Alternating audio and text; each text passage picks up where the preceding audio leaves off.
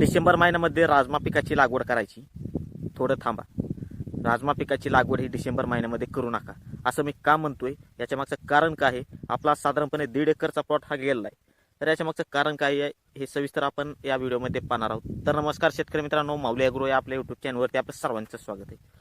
शेतकरी मित्रांनो, बऱ्याच शेतकऱ्यांचा विचार चालू आहे की डिसेंबर महिन्यामध्ये आता राजमा पिकाची लागवड करायची, पेरणी करायची, परंतु पेरणी ही करू नका असं मी का म्हणतोय. तर याच्या मागचं कारण जर आपण बघितलं तर आपण आता जो प्लॉट बघत असाल, हा प्लॉट साधारणपणे 1.5 एकरचा हा प्लॉट आहे आणि आपण याच्यामध्ये वरून या व्हरायटीची लागवड पेरणी ही केली होती.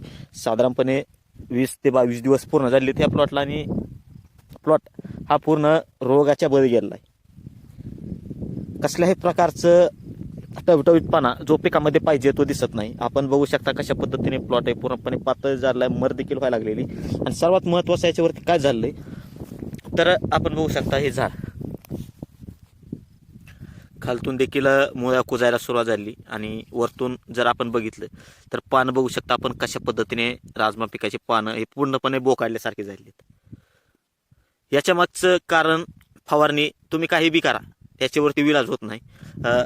प्रत्येक ह्या साईडचा प्लॉट याच्या अगोदरच्या रब्बी हंगामामध्ये पेरणी केलेली देखील प्लॉट आहे आणि आता डिसेंबर महिन्यामध्ये देखील पेरणी केलेला प्लॉट आहे. दोन्ही देखील प्लॉटला या अशा पद्धतीने आपल्याला रोगाचा प्रादुर्भाव दिसून येतोय. शेतकरी मित्रांनो, 1.5 एकर प्लॉट जाणं म्हणजे सोपी गोष्ट नाही. पेरणी आली, बियाणं आलं, खत आलं. आता शेवटचा आपण युरियाचा डोस दिलाय, आपण बघू शकता युरियाचा डोस दिला आणि पाणी सोडलेलं. आपण आता शेवटचा पर्याय एकदा करून पाहणार आहोत किंवा आपलं पीक हे चांगल्या पद्धतीने टवटवीतपणा ह्याला येतोय की नाही.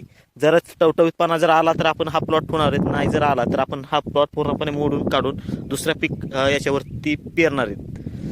तर बऱ्याच शेतकऱ्यांना आता राजमा पिकाची पेरणी करायची, त्यामुळे थोडं थांबलं पाहिजे.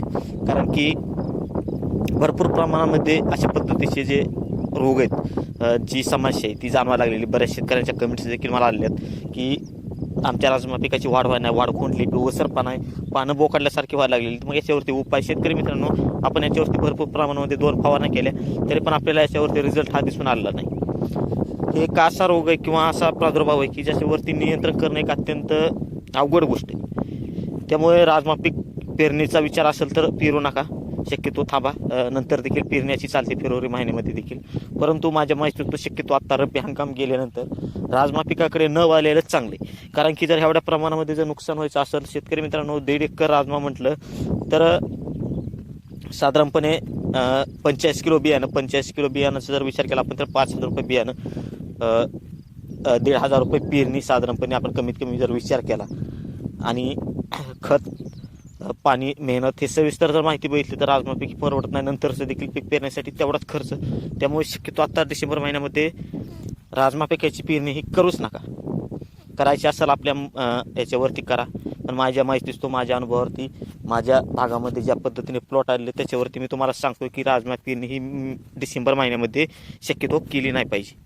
तर व्हिडिओ कसा वाटला? व्हिडिओ जर आवडला असेल तर व्हिडिओला आपल्या लाईक करा, यूट्यूब चॅनलला देखील सबस्क्राईब करा आणि फेसबुकवरती जर आपला व्हिडिओ पाहत असाल तर फेसबुक प्रोफाईलला फॉलो नक्की करा. तर धन्यवाद. नंतर भेटू अशाच माहितीपूर्ण व्हिडिओमध्ये.